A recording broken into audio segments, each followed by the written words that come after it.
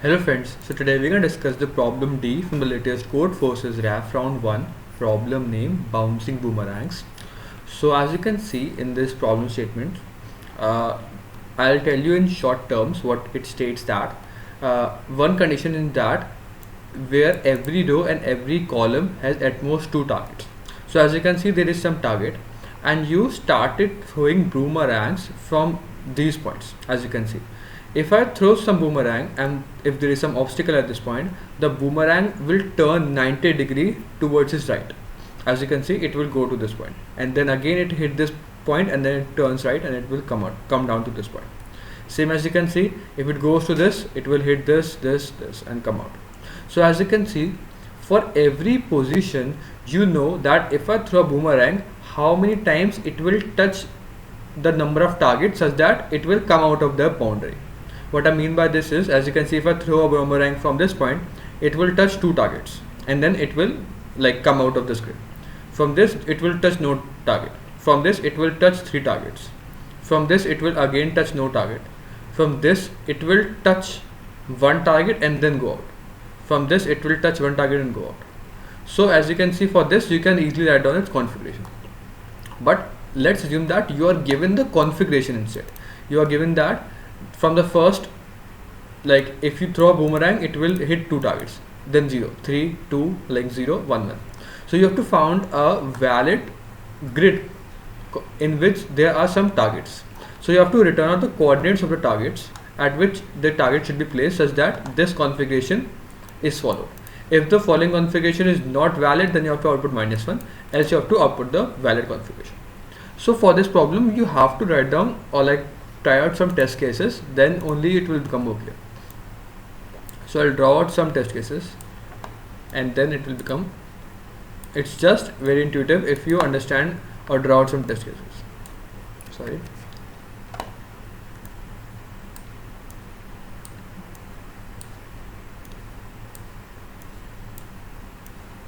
Okay, so let's assume that first we will talk about when there is only one.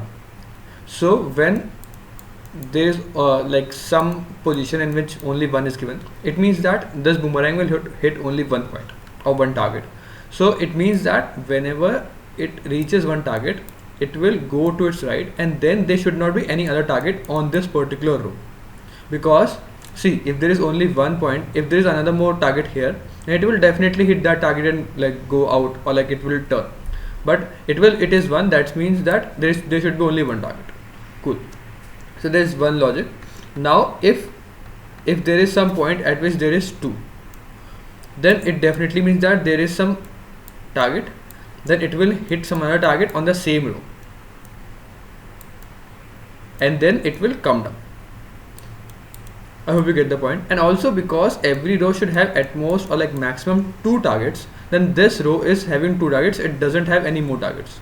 So as you can see, it means that if at this point this should be 1, because see, if I throw any boomerang for this point, it will hit this target and it will turn to the right and go out, because there should not be any target again here to turn it round. Because see, if there is two target, then this target will turn this boomerang downwards. But if this is the target in which I will throw it, then there is no target ahead which will turn this boomerang downward, because every row has two targets only or maximum two targets. And thus for every point in which we have a 2, we can pair it with 1, because always for every 2 there should be 1 present, because that 2 should be present or like it should be matched with a 1. Because if there is 2, I will put 1 cross here and 1 cross here and they should be paired, and then a boomerang when thrown from this direction, it will pair with this and 1 and they'll greedily out. And as you can see, if everything is just 2s and 1s, then it is like very easily we can greedily pair every 2 with every 1, and we have to find out a 1 which is after 2. As you can see, if there is 2, if there is again 2, there is again 1 here, so I can like match this 2 and this, take this 2 and this one, this 2 and this one, and we can just easily give a particular row for them. So this transition can be like this and this transition can be like this, and it's fine. So for every 2 and 1 I will go like I can easily give a row. But this is not valid because there is some 3 again. So now how we can handle the case for 3? Let's split out this some cases. Yeah, so let's assume that there is some 3. For 3, as you can see, if it go like this, then there is again some cross, then there should be one more cross here, and it goes out like this. Now see, for this position, this cross can be for the one case in which there is no there is no another case here, but it can also be for a 2 case in which it can be like this, or it can also be a 3 case. So which means that my for any 3 point, for like if there is a circle of, if the boomerang hit 3 targets, then one of these x's can be a part of any another point, which can be of type 1, 2 and 3. Also, if there is 0, which means that you don't hit a target here, so it means that this column has no targets. So that's intuitive. If there is 0, it means that it has no targets.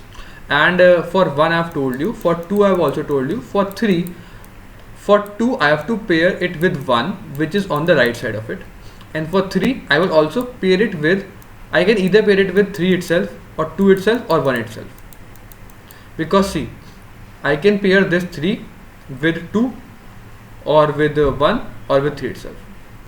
But as you can see, after pairing we have to also ensure that it should be a part of another boomerang like spiral. So how we can pair this? So that's the another main question, how are we going to pair this? So as you can see, I'll draw out some test cases. So as you can see, if there is some x, I want, like if I'm giving some 3 here, then let's assume that there is some 3 again here, which is of the form like this. 3 is of the is of this form. So if there is some 3 here, then what I can do here is I can take this as another my point. So I can go from this 3, I can pair with this 3, and then if I pair this with this 3, what I can do, I can move my column. If I am on this particular row, I can move my column from this to this point, and I can move a particular x at this position, and then it can form a particular out or 3-point spiral, as you can see, 3-point like circle or whatever, 3 targets, as you can see. So now it is valid. Or if it is a 2 type thing, in which like it is a 2 type things, means that it is like this, then also I can pair this with this. Or if it is a 1 type thing, then also I can pair it with this. So I can just have to find out for everything whether is there some 2 type or 1 type of thing. Then also we have to also keep track of a current variable or like a row variable, which will keep track of, like for every row I have to encounter some particular numbers, which means that for every particular short type of boomerang, for this short, I have to ensure that they should not overlap, because every row should have only 1 type of like boomerang throws. So as you can see, if I match this 2 with this one in the first row, then I should not match this 3 something in the first row only. Then I can just move my pointer, like count row pointer, to the second row, and then do these transitions here. Then if there is some another 2 and 1, so I can move this transition in the another row, like as you can see, like this, and so on. So that's the whole logic for this problem. I'll take down to the code part now to even make it more clear. So as you can see, that take over n, and this is the take input of all the numbers.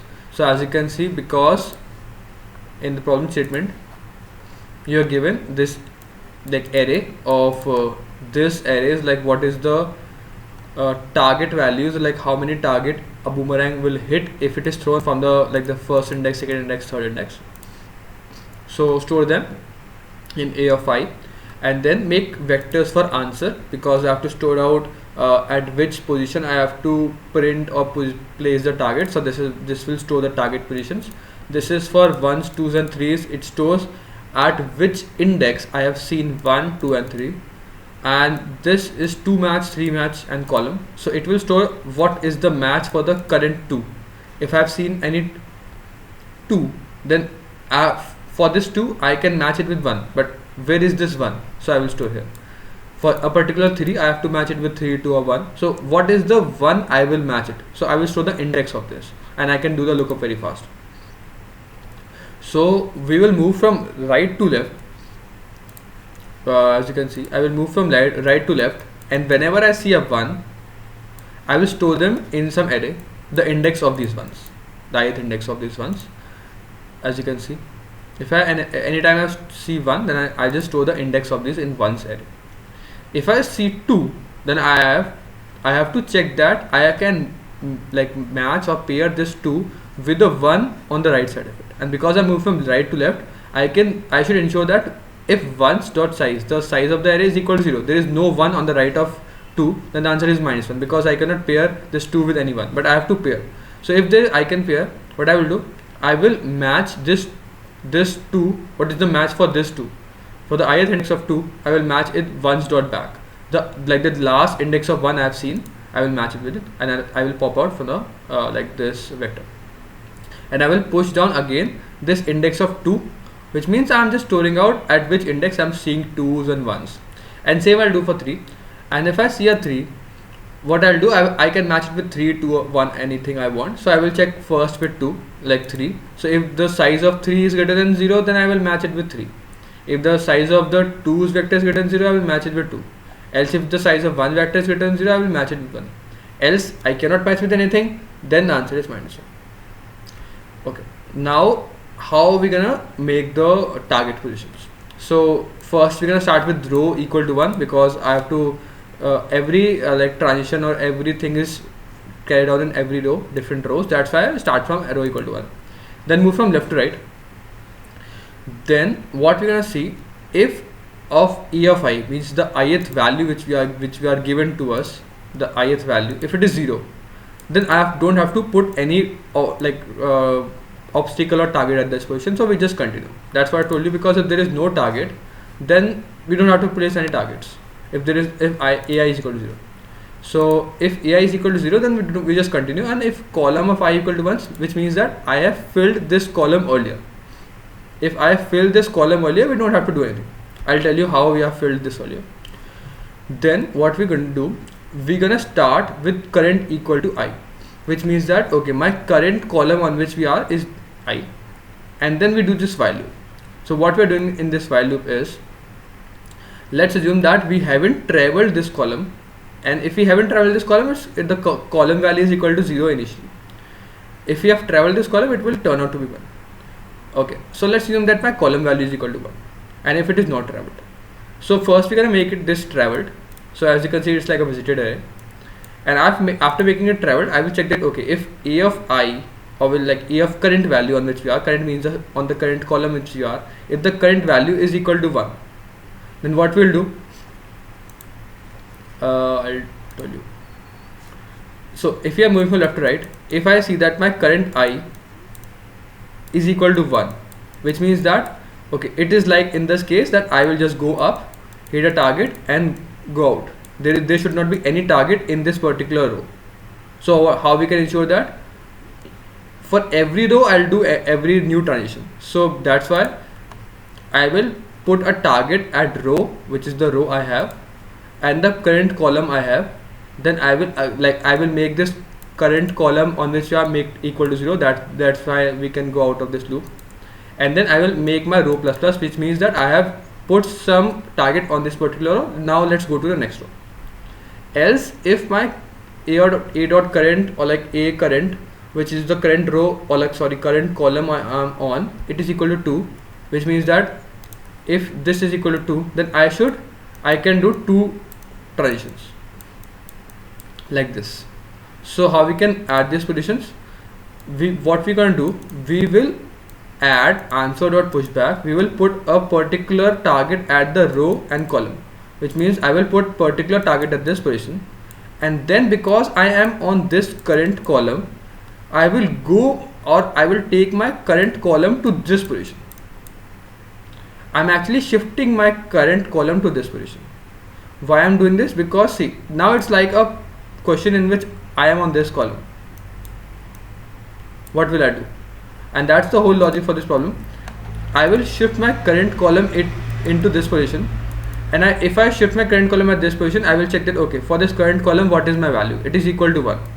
Then I have to again put 1 blockade at this position, make a current equal to 0, and increment my row. So it's like I have one column like pointer at this point, put one x at this point, then from this position I will go to the match of this 2. I have stored this in this. For every match I will store this in 2's match, as I've told you. Then from this particular column I will go to the 2 match of this current column. That's why I will jump to the new column, and because I have filled this, I will also mark this out. So I will mark it out, and that's all the thing. So then if it is not equal to 1 and 2, it's equal to 3. Then for every 3, what will I do? For if there is a 3 type of 3 targets that will hit, if you are in a particular column like this, we will make a, as you can see, a target value. If we are on this point and my current row is this, so I will put a target at column and row at this point. Then I will jump from this to the match of 3, which is on like this. If I jump to the match of 3, then I will again put a obstacle at this point also, because that's how it will jump. And that's what I'm gonna do. We're gonna push the particular row and column on VR, then we're gonna jump to the match of 3, then we again push back the current position on which we are, and then we increment our row. And that's how we're gonna push all the targets using this while loop and this for loop. And in the end, we're gonna return the size of the targets we have placed and also the targets. So that's the logic and the problem statement and the code for this problem. If you still have any information now, thank you for watching this video. I'll see you next one. Keep coding. Bye.